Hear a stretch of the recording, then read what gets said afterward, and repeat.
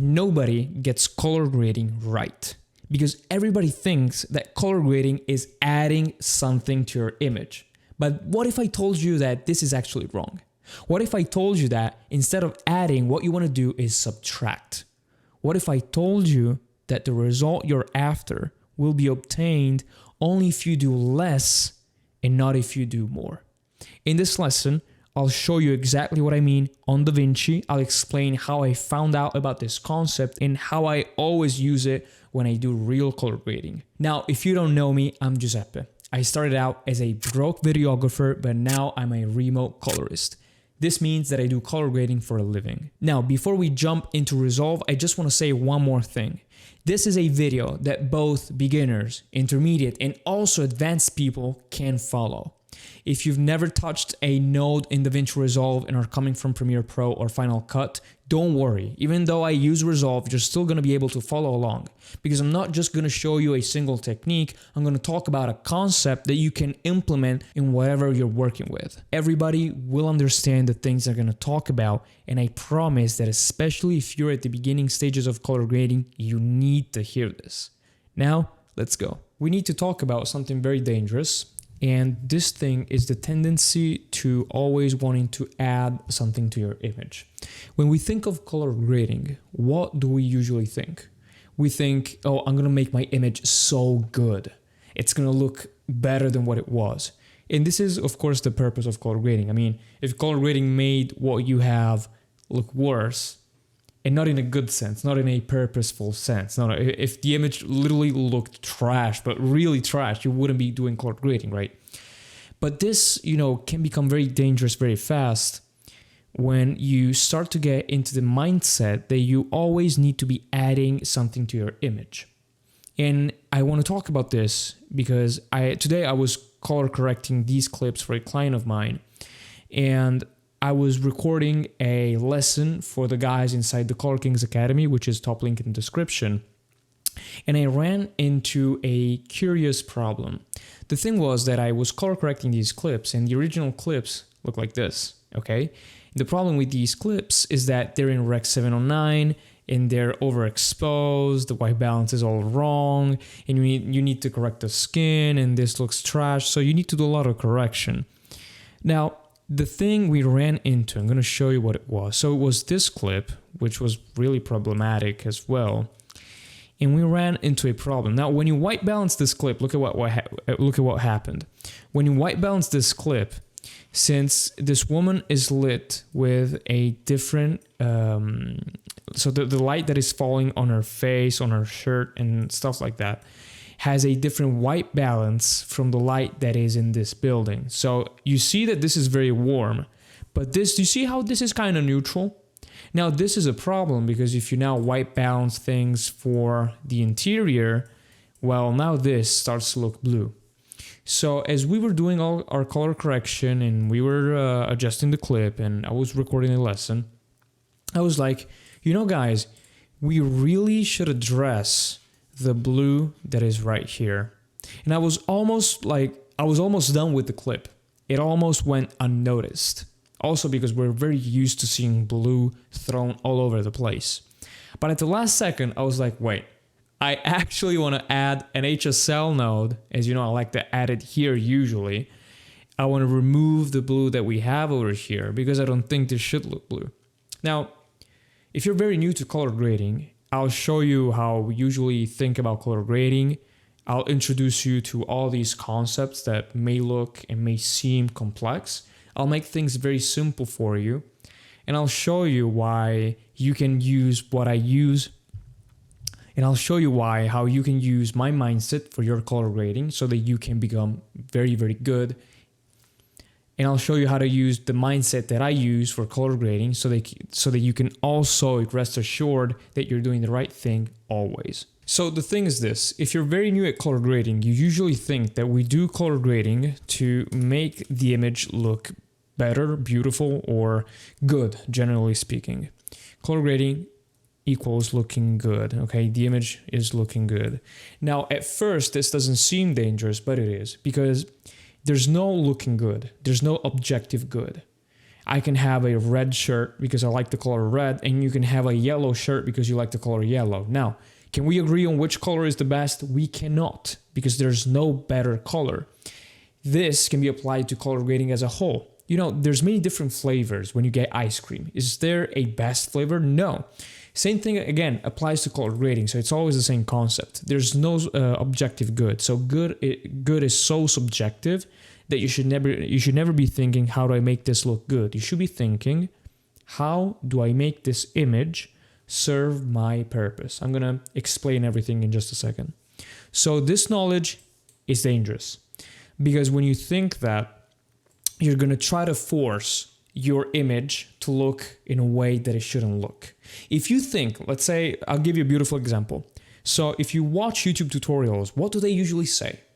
They usually give you an orange and teal technique. Maybe you will go on Resolve, and what do they show you? Usually they tell you go right here on Resolve, we have our little node tree structure, and then they say, okay, just go like this with your lift, like this with your gain, voila, there's your grade, right? A lot of people do that. And what they're doing, like this is a little split toning technique, they're creating a little orange and teal palette inside of their video. Now, if people on YouTube have taught you that this is what looks good without ever explaining when you want to use it, when it really serves your purpose, okay? If you think that this is what looks good, I'll say, so this color grading thing just means blue in the shadows, warm in the highlights, well, you are in danger. Because the danger is that you're going to apply this technique blindly because nobody explains to you when to do this, when not to do this, and how to do it properly also. And you're going to ruin a lot of clips. And this is not limited to just the orange and teal palettes and these things. This is, this can be applied to a lot of things. Let's take, for example, glow.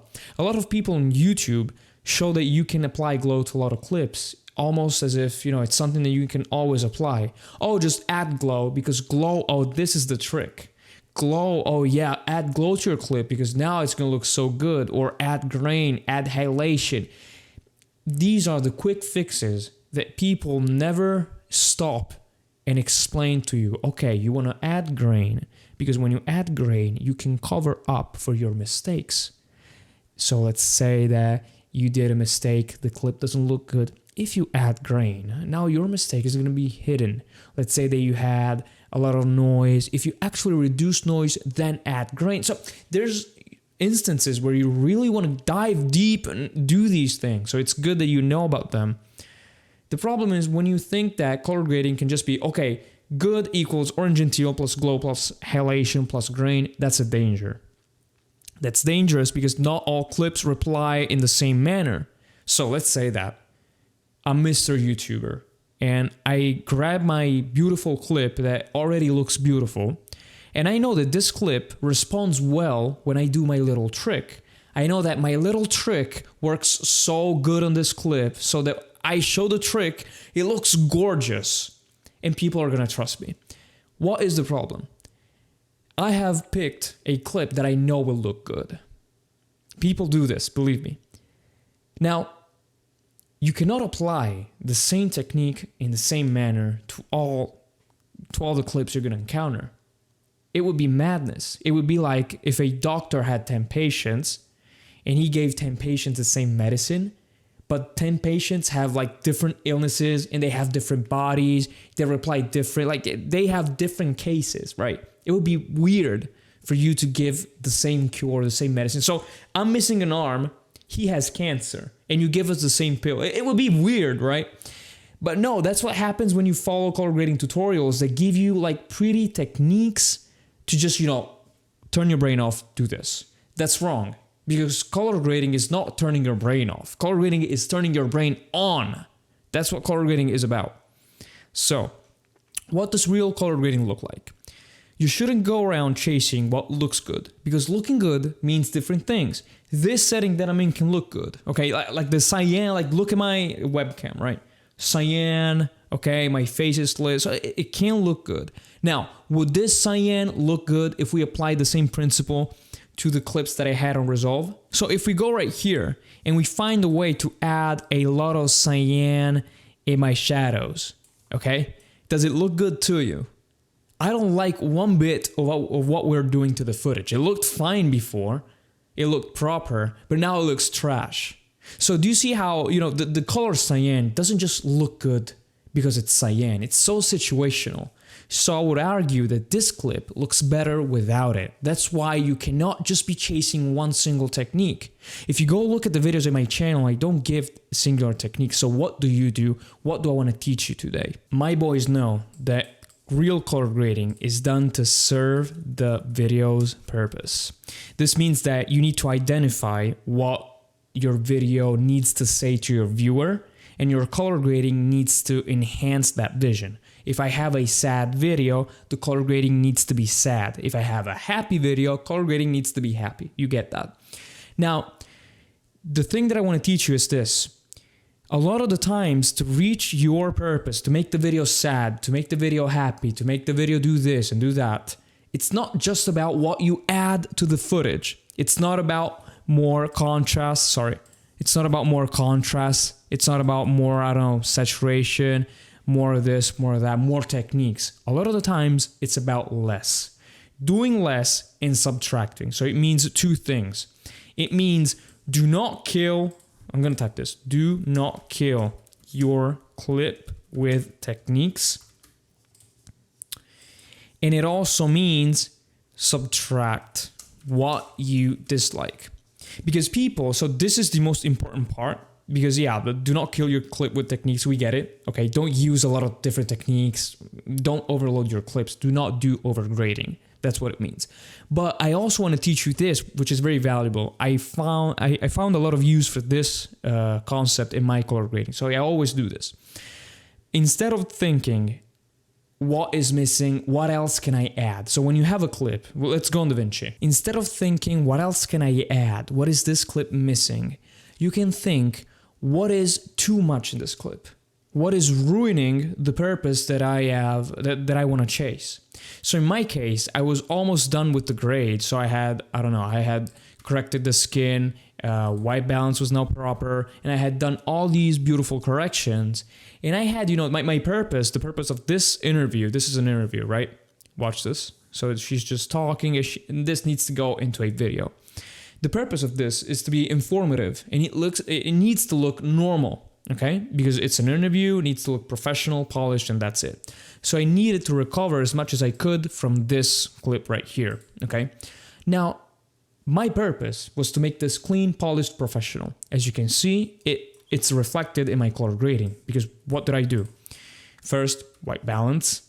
Then we target our exposure. I didn't really change anything because I liked the exposure, so I left this blank. Then I adjusted my contrast. I wanted contrast to be a little softer. A lot of the times you add contrast, but look at this. We subtracted contrast. This is something that you can do. Then I wanted to target her skin because she was not looking proper. And we also made this a little brighter because it was looking a little dark right here. So I wanted the image to be a little more... a little more balanced in that sense. What was missing? So I wanted to clean up the image. I was looking at her jacket and it had some blue in it, right? So I was like, hey, we can actually clean up our shadows. So I created this node and I started doing this. As you can see, we get rid of some of the blue that was here, okay? When you get to the end of color grading, it's really just small touches. See what I did here? It's different nodes, small touches in each one, okay? It's not big moves. You destroy your image when you do that. You need to be more like a brain surgeon, okay? You're right there, careful, okay? Okay, does this, hurt my patient? No, we can keep going, very careful, small moves, okay? That's what makes you win the game. So I was sat there, I was like, what can I do to this image to make it better? And I was almost done. And then I realized, I actually want to subtract blue with an HSL node because here I was getting used to it, but we actually have a lot of blue. And I told you we are chasing a neutral professional look. A lot of people on YouTube, what do they say? Think with me. I know this video sounds boring because I'm not giving you 10 different techniques every second, but you need to think because this is what makes your color grading get better.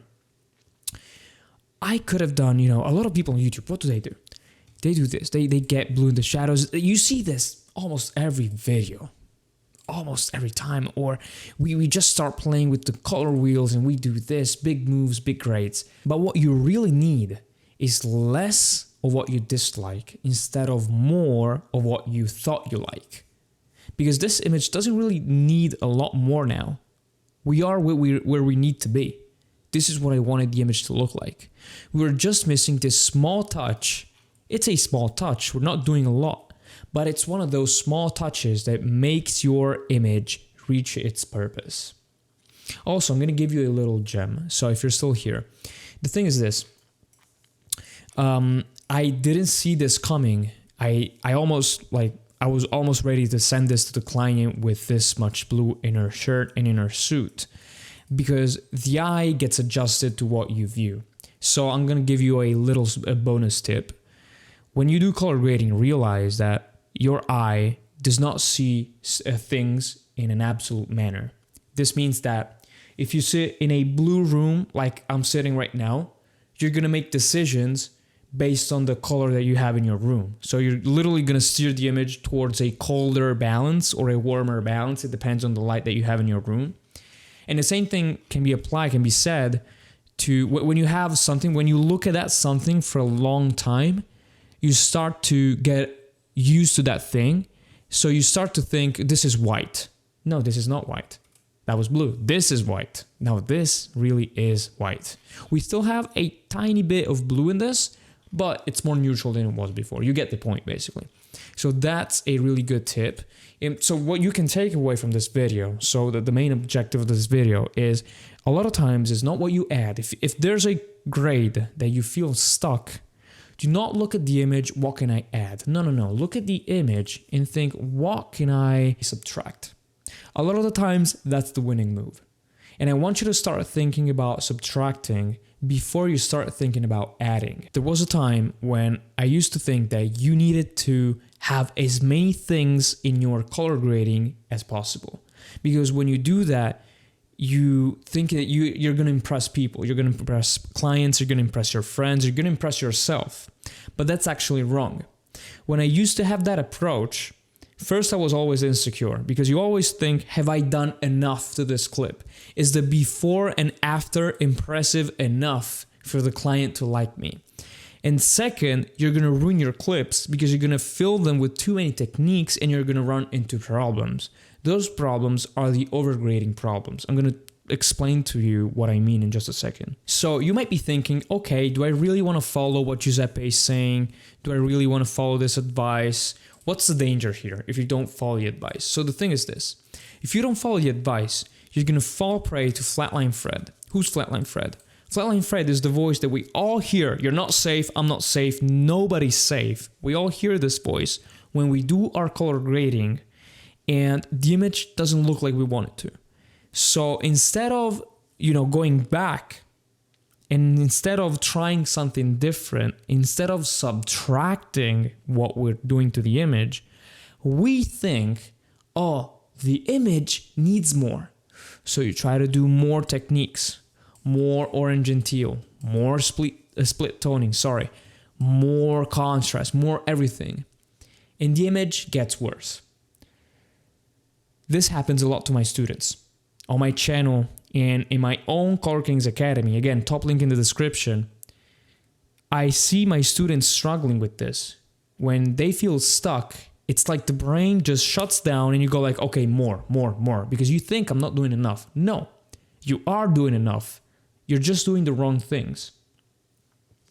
So the reason you need to follow the advice is because if you don't, you're going to fall prey to this. Because you need to shift your mindset. Instead of what I add, I need to subtract. Also, I learned this not through color grading. I need to be honest with you. I learned this through making music. When I was very young, I used to make music. And since I was broke, I didn't have money. I couldn't pay for other people to, have me record songs. I recorded songs in my home. What I did was I was my own audio engineer. So I have a lot of experience with audio mixing and all that stuff. I learned that when you make music, you first get rid of what you dislike and then you enhance everything. And it makes a lot of sense. It makes sense. In my color grading approach, I do the same thing. So if we want to amplify the volume or the saturation of a clip, for example, it makes sense to first get rid of the things you dislike and then you amplify everything. Because if you don't get rid of the things you dislike, you're going to amplify them. So first you get rid of them, then you amplify everything, and you're just going to have the things you like. Do you understand my point? So this goes way deeper than you think. So I do not want to overload you with a lot of things to think about, because I know that these concepts can be very deep, especially for beginners. They can be heavy to always think about that.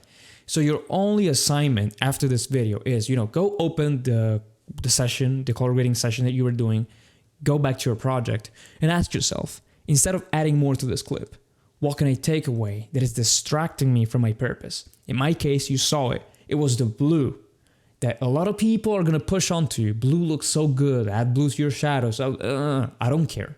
In my case, it was distracting from my purpose, from my video's purpose. Do this, and I bet that you're going to see better results than what you've been seeing in a long time. God bless you.